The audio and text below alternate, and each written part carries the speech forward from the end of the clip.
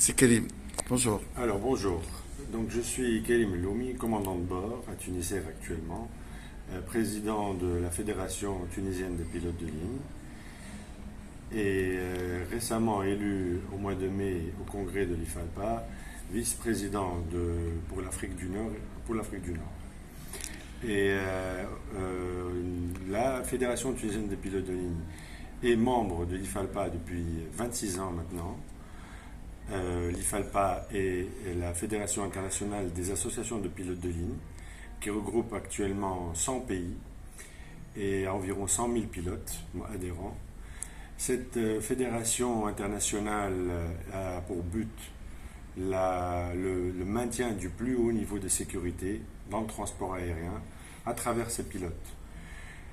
La Fédération internationale des pilotes de ligne a également un siège permanent à l'OACI. Nous avons un représentant des pilotes à l'OACI afin de débattre avec tous les intervenants à l'OACI sur des sujets bien déterminés au sein de l'OACI et qui touchent essentiellement la réglementation, la sécurité aérienne, tout ce qui est en relation avec les annexes de l'OACI. Voilà. Et nous sommes réunis à Tunis. Oui, également. Voilà. Donc chaque année, l'IFALPA organise deux événements. Un congrès annuel qui se déroule avec toutes les associations et des congrès régionaux. Et cette année, l'IFALPA a choisi la Tunis plus exactement, pour organiser le congrès pour l'Afrique et le Moyen-Orient. Cette année, nous avons eu également l'honneur de recevoir le président de l'IFALPA qui s'est déplacé de Thaïlande, la vice-présidente pour l'Afrique et le Moyen-Orient de l'IFALPA qui est libanaise, qui s'est également déplacée du Liban, pour assister à cette grande réunion qui est parmi celle qui a regroupé le plus de pays de la région. Nous sommes actuellement 12 pays de la région Afrique et Moyen-Orient qui sont représentés à l'IFALPA, qui sont membres de l'IFALPA. Et durant cette conférence, nous avons accueilli 10 pays. 10 sur les 12, ok. Voilà, 10 sur les 12. Et chaque pays a envoyé une grosse délégation pour débattre des sujets brûlants actuellement dans l'actualité de l'aviation. Voilà. Alors, en dehors de ça, il y a une formation sur la sécurité au sol, c'est ça? Exactement. Donc après cette conférence, l'IFALPA a mis en place une formation qui s'appelle Runway Safety Team. Le Runway Safety Team, c'est une équipe de travail réglementaire imposée par l'Organisme international de l'aviation civile qui se traduit par des équipes de travail dans chaque aéroport africain. Et dans ces équipes, il y a donc des pilotes, des contrôleurs aériens, des spécialistes de tout ce qui est mouvement dans les aéroports, des spécialistes des espaces aériens. Et toutes ces équipes-là, en fait, elles sont chargées d'évaluer les risques qui pourraient emmener les appareils ou bien les voitures ou bien tout ce qui est en mouvement dans les aéroports vers un incident ou un accident. Donc c'est la gestion de la sécurité au sol, c'est ça? Voilà, exactement. Et plus précisément, ces équipes vont nous aider surtout à faire de la prévention. C'est-à-dire la prévention, c'est à identifier les problèmes qu'il y a dans les aéroports, identifier les procédures qui pourraient les corriger et mettre en place donc le système de gestion qui va pouvoir éviter cet incident, cet accident. Donc actuellement, nous n'avons pas beaucoup de ces équipes dans la zone. Donc l'IFALPA, après évaluation de la zone Afrique et Moyen-Orient, a décidé de déployer deux bons experts de la fédération qui ont une grande ancienneté dans ce domaine et qui sont actuellement, à l'heure où nous enregistrons cette vidéo, qui sont actuellement en formation avec 35 participants. Les participants en groupe, donc la Tunisie, parmi eux des contrôleurs aériens et des cadres de l'aviation civile et des aéroports. Des pays comme l'Égypte, Bahreïn, le Kenya, le Sénégal, le Liban, et bien d'autres. Et le Grand Maghreb. Voilà, et l'Algérie, voilà, j'ai oublié l'Algérie. Et c'est donc actuellement, ils sont en train de faire, présenter le cadre réglementaire, afin que tout le monde maîtrise un peu le cadre réglementaire. Et plus tard dans l'après-midi, ils vont faire des groupes de travail et chacun va parler de son expérience et des solutions à apporter. Cette formation va durer 2 jours, c'est ça? 2 jours, c'est ça. Donc c'est aujourd'hui et demain. Très bien. Le 2 et le 3. Est-ce que, pour revenir un petit peu au congrès, qu'est-ce qu'on peut dire? Est-ce qu'il y a eu des messages clés qui sont sortis? Est-ce qu'il y a des sujets importants, sans indiscrétion? Oui, bien sûr. Ce sont des sujets publics. Alors, premier sujet qui est très important et que l'on doit retenir tous, en tout cas tout le public, c'est qu'aujourd'hui, il y a une initiative pour réduire le cockpit d'un seul pilote. C'est-à-dire on veut éventuellement faire un projet pour faire voler les avions avec un seul pilote. Je ne vais pas mentionner le fabricant qui est en train de faire cette initiative, mais grâce à notre intervention et notre solidité au sein de l'IFALPA et toutes les associations qui la constituent. Est-ce qu'on peut parler d'avancées technologiques aussi?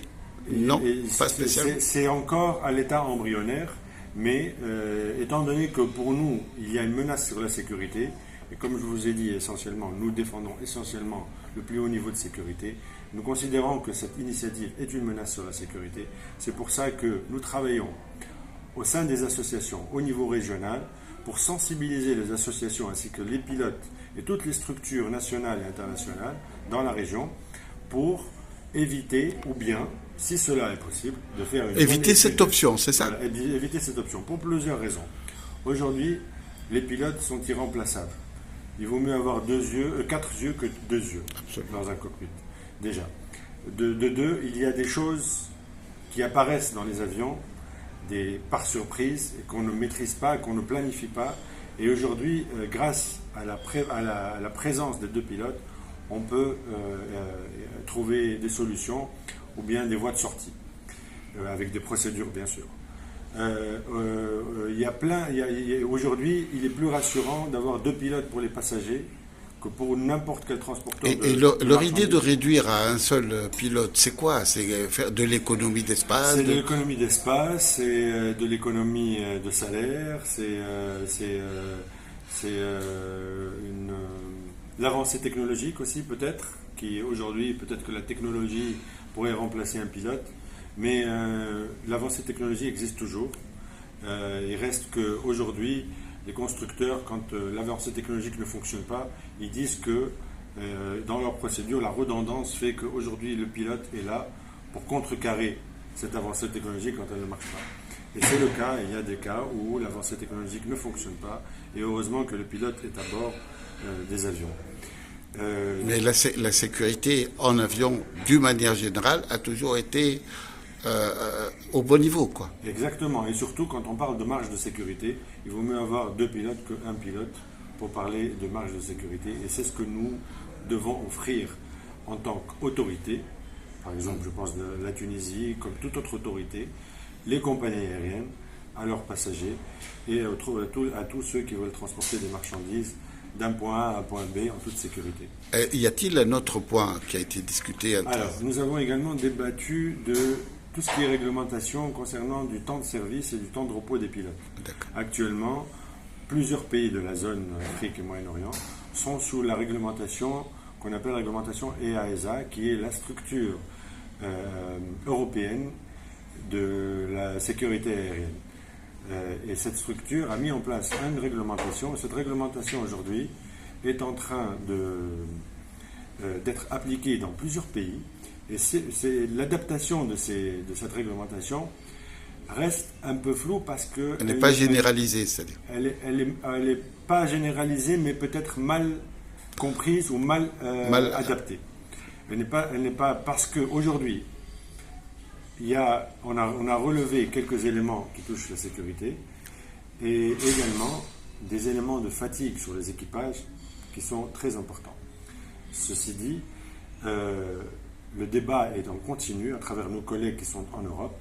Donc, le fait de débattre ici en Tunisie et de ramener un feedback à nos collègues européens permettra peut-être un jour de souligner toutes les anomalies qui existent dans cette réglementation et de la faire évoluer cette réglementation. Est-il un autre point intéressant qui a été discuté? Alors, nos représentants d'Airbus également étaient parmi nous, régional, donc le représentant régional pour le Moyen-Orient, et il nous a présenté toutes les nouvelles recommandations d'Airbus en matière de sécurité pour opérer leurs appareils. Également toutes les nouvelles technologies sur lesquelles ils sont en train de travailler, qui pourraient nous aider à mieux gérer nos vols. Et surtout le feedback. En fait, même Airbus, quand elle vient dans ce genre de réunion, ça lui permet également d'écouter les pilotes sur certaines choses qui existent dans leurs appareils, ou bien des procédures, ou bien des performances. Et ça permet à cet expert également de récolter quelques informations et de les relayer à Airbus pour des améliorations. Tout ça dans un cadre pour améliorer la sécurité aéronautique. Pour revenir un petit peu à la sécurité au sol, j'ai cru comprendre que ces dernières années, ces 5 dernières années ou un peu plus, il y a un peu plus d'incidents au sol, disons incidents au sol. Et je pense, à mon avis, et vous me confirmerez si vous voulez, que cette formation arrive à propos. Exactement. Cette formation arrive exactement au bon moment, en tout cas pour la région. Alors il ne faut pas oublier qu'après le Covid, beaucoup de gens ont perdu leur travail, ou bien beaucoup de gens se sont convertis. Du coup, aujourd'hui, le secteur en lui-même, il est un peu vide de certains experts, ou bien de certains formateurs. Et donc c'est pour ça que quand il n'y a pas de formation et qu'il n'y a pas d'expertise, il y a des accidents qui apparaissent ou des incidents qui apparaissent. Et c'est pour ça qu'aujourd'hui, on est en train de reconstituer ce groupe-là, afin de permettre d'équiper tous les aéroports d'experts capables d'identifier ou bien d'étudier tout accident pour apporter des recommandations pour ne pas que ça merci. Avez-vous un vœu pieux ou un message clé à faire passer en fin de cette déclaration? Le message le plus clair, c'est qu'aujourd'hui, les associations de pilotes veillent à la sécurité des passagers. C'est-à-dire que nous travaillons en concertation totale avec l'expertise de l'IFALPA, qui est vraiment une source d'expertise énorme, et surtout, elle permet, grâce à l'IFALPA, elle permet de prendre notre voix et de l'emmener à l'OACI et d'être l'avocat des pilotes au sein de cette grande institution qui est l'OACI et de nous permettre de travailler en toute aisance et de réaliser un peu tous les projets économiques de chacun dans son pays. Voilà. Merci.